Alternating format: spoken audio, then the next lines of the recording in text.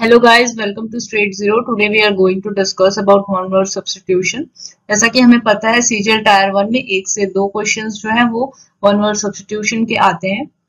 One word substitution क्या होता है? तो एक ग्रुप ऑफ वर्ड दिया रहता है जो कि 4 ऑप्शंस में से किसी एक की मीनिंग होती है, तो हमें वही आइडेंटिफाई करना होता है कि जो ग्रुप ऑफ वर्ड्स दिए हैं वो क्या मीनिंग इंडिकेट कर रहा है, उसका वर्ड क्या होगा।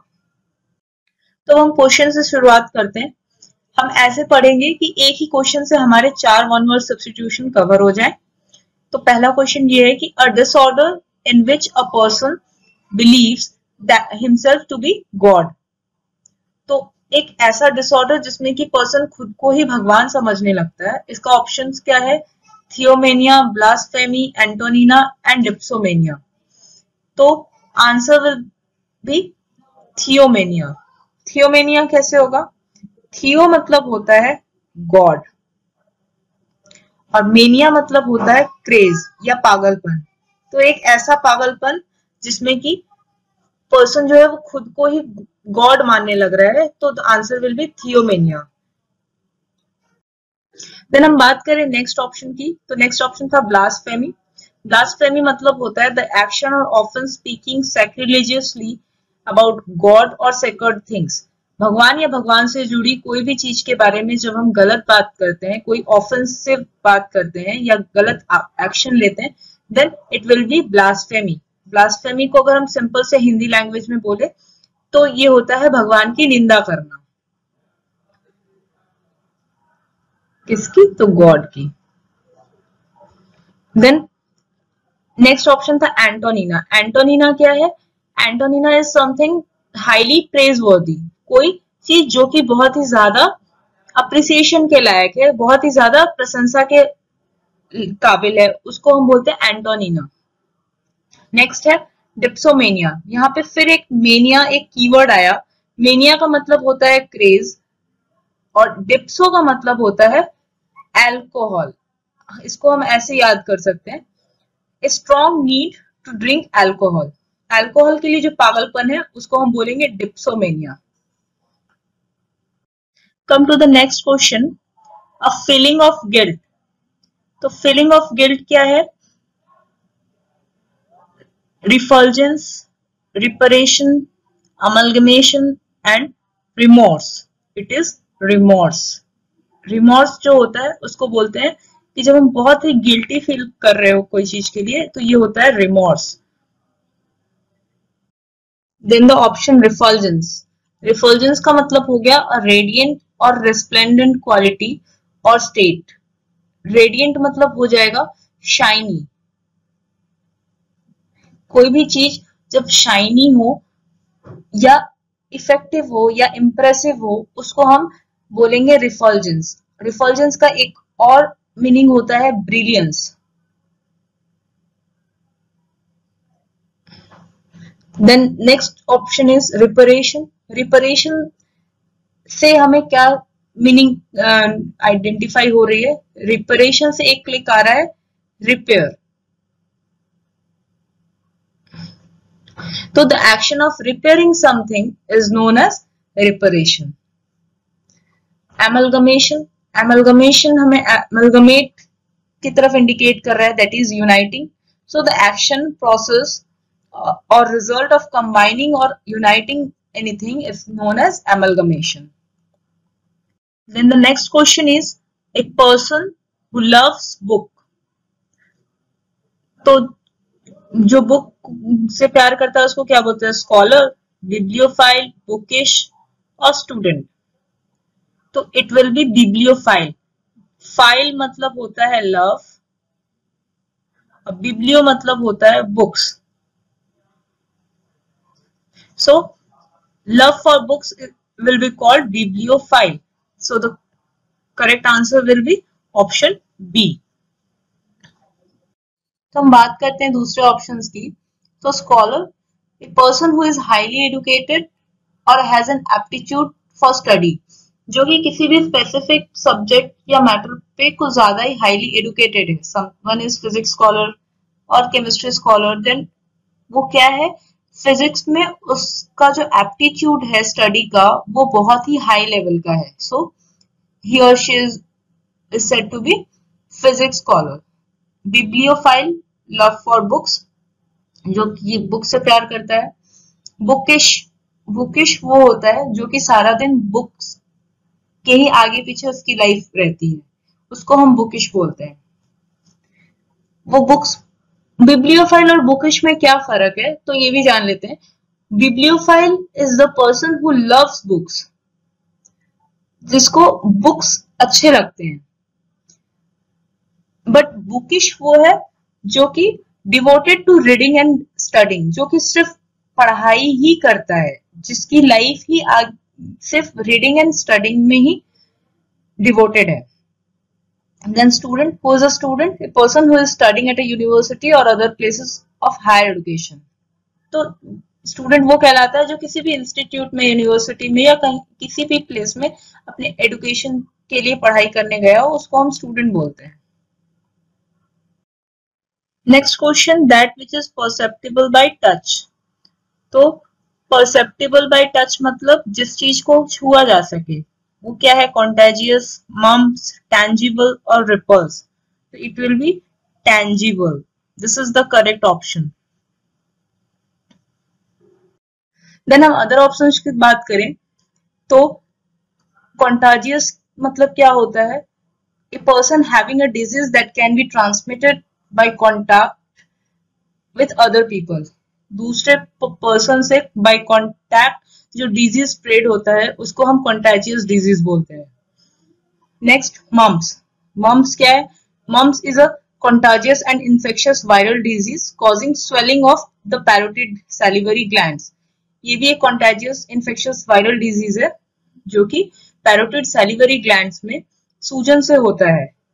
फेस में salivary glands हमारे कहाँ होते हैं? तो हमारे माउथ में होते हैं और ये फेस में सूजन आ जाता है जिसकी वजह से. The next one is repulse. Repulse क्या है? A discouraging response to an offer or approach. किसी ऑफर या अप्रोच का एक इंसल्टिंग रिस्पॉन्स जो है वो रिपल्स कहलाता है. Then come to the next question.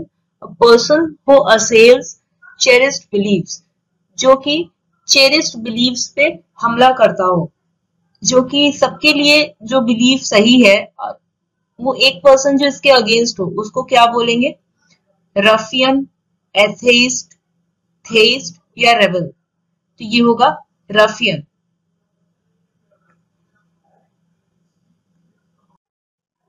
Rafiyan वो होगा जो कि चेरिस्ड बिलीव्स पे हमला करता हो. एथेइस्ट है अ पर्सन हु डिसबिलीव्स और lakhs belief in the existence of God, जिसे ये लगता है कि भगवान है ही नहीं, वो क्या कहलाता है? Atheist. A person who believes in the existence of God और गॉड्स, उसको क्या बोलेंगे? थेइस्ट बोलेंगे. थेइस्ट वो कहलाता है जो कि गॉड के एग्जिस्टेंस पे बिलीव करता हो. Next one, rebel. रेबल किसको बोलते हैं? A person who resists authority, control और कन्वेंशन, जो कि कंट्रोल, कन्वेंशन और ऑथोरिटी को रेजिस्ट करता है, उसे हम रेबल बोलेंगे. Next question is a person in his 70s. कोई पर्सन जो अपने 70s में है उसे क्या बोलेंगे?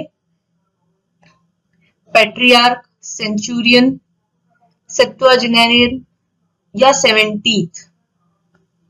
तो जो कि अपने 70s में है according to the age, then it will said to be septuagenarian. Sept मतलब होता है 7 और जेनेरियन जो अपने जनरेशन के 70s में है.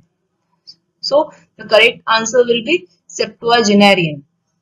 सेंचुरियन से समझ में आ रहा है कि कोई सेंचुरी की बात हो रही है, और 70th मतलब होता है किसी भी पार्ट का 70th हिस्सा. पैट्रियार्क से पैट्रियार्की, कोई पुरुष समुदाय की बात समझ में आ रही है. तो हम बात करते हैं पैट्रियार्क की.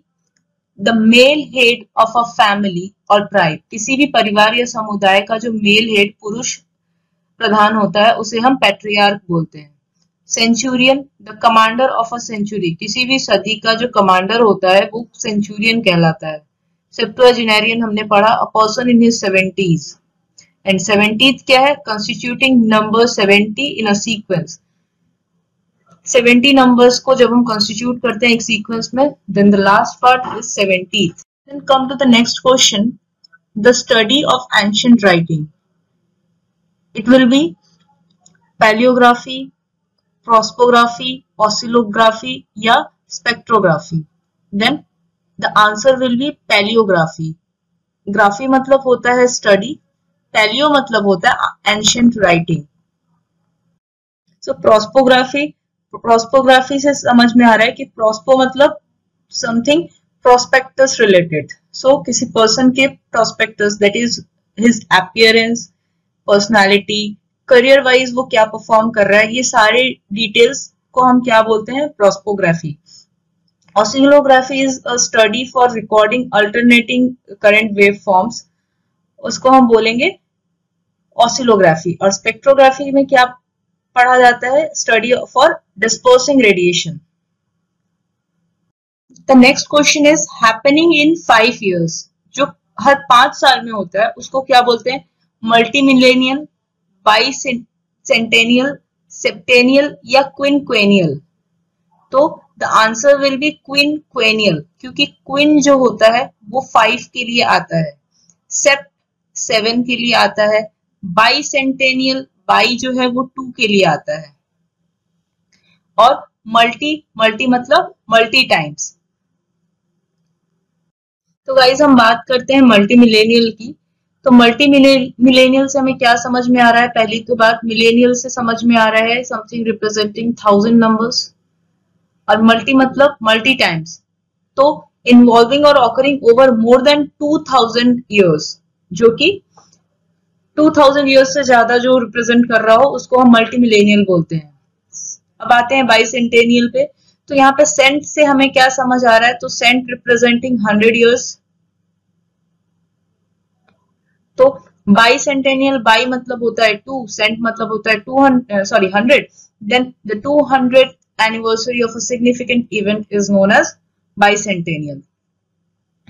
Next one septennial. तो सेप्ट हमने पढ़ा कि सेप्ट मतलब होता है 7, तो सेप्टेनियल मतलब हो गया lasting for or relating to a period of 7 years। कोई भी चीज जो कि 7 years तक लास्ट कर रही है या कोई 7 years के पीरियड को रिप्रेजेंट कर रही है, देन इट विल बी सेप्टेनियल। और क्विनक्वेनियल हमने पढ़ा, क्विन मतलब होता है 5, सो हैपनिंग इन 5 years, जो कि 5 years में जो चीजें हो रही हैं उसको हम क्विनक्वेनियल बोलते हैं। देन नेक्स्ट क्वेश्चन की बात करें तो a place where leather is tanned, जहां लेदर बनता है, लेदर एक्सट्रैक्ट किया जाता है, वो क्या होगा? Carpetbagger, chemosurgery, tannery या यूटोपिया। तो that is tannery, this one is the right answer. जहां पे लेदर टैन होता है एनिमल से या फिर केमिकली, तो उसको बोलते हैं हम टैनरी। तो हम बात करें कारपेट बैगर की। तो कारपेट बैगर से क्या समझ में आ रहा है? एक तो हमें कारपेट और दूसरा आ रहा है बैग। जो बैग में कारपेट लेके घूमता है उसको बोलते हैं कारपेट बैगर। कारपेट बैगर क्या करेगा? A political candidate who seeks election in an area where they have no local connections, जिसका वहां पे कोई भी लोकल कनेक्शन नहीं है, वो कारपेट बैग में लेके घूम रहा है, किसके लिए? तो इलेक्शन लड़ने के लिए। इसे हम ऐसे मेमोराइज कर सकते हैं। Next one is chemo surgery. Chemo surgery किसके लिए होता है? तो कैंसर के डिजीज को रिमूव करने के लिए होता है, chemical removal of disease or unwanted tissue, ये होता है chemosurgery. Tannery, a place where leather is tanned, ये अभी हमने पढ़ा। यूटोपिया क्या होता है? An imagined place or state of things in which everything is perfect. एक ऐसा यूटोपिया, एक ऐसा